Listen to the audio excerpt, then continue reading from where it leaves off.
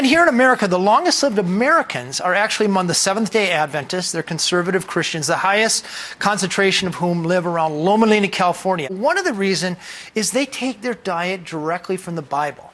In Genesis, God actually talks about the diet of the Garden of Eden. Every plant that bears seed, so nuts and beans and grains, and every plant that bears fruit. Amazing.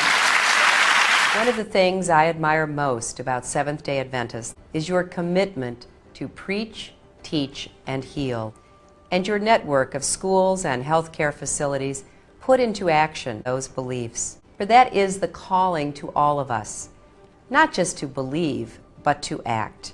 Sociologists, they did this study a few years ago where they were studying the happiest people on earth. And one of the groups of people they found were happiest is a little Christian sect called the Seventh-day Adventists. And you can tell in their name, they're like really religious about keeping the Sabbath. Now, not only were they some of the happiest people on earth, they on average live 11 years longer than the average American. May I just confess, all these years I thought the Sabbath was Sunday. Yeah. I've been going to church. We say worship on the Sabbath, worship on the Sabbath in the Baptist church. And you corrected me. You said, no, Sunday is the first day of the week. Yeah. Sabbath is Friday sundown to Saturday sundown. That's right. I stand corrected. People are not saved based off their denomination. They're saved based off their belief and faith in Jesus Christ and their obedience to the truths that He's convicted their hearts of. But God has blessed the Seventh-day Adventist Church with a wealth of truth, and just like ancient Israel, whose job was to share the truth of God to the surrounding nations, our job is to share these truths in love to anyone who is ignorant of it. He gave us the health message, a way of living and eating that will prevent disease, and holistic remedies to heal from disease and keep our minds and bodies holy and healthy. He gave us the understanding of the three angels' messages of Revelation 14, the last warning to the world. The first message is the gospel of a Father who loves us so much, He sent His Son to pay the penalty for our sin and is calling us back to worship Him and all His truths now before it's too late.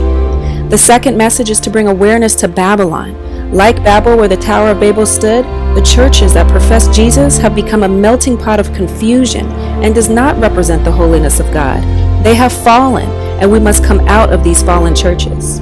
And the third message, a warning of an event that is soon to come, that if any man worship the beast, the Roman papacy, and receive his mark, a counterfeit Sabbath, Sunday, which was created in 321 AD in honor of the pagan sun god, when it is enforced globally and tyrannically, beginning in America, instigated by the fallen churches as a means to end ecological and moral decline, those who fall in line with this system will receive the wrath of God.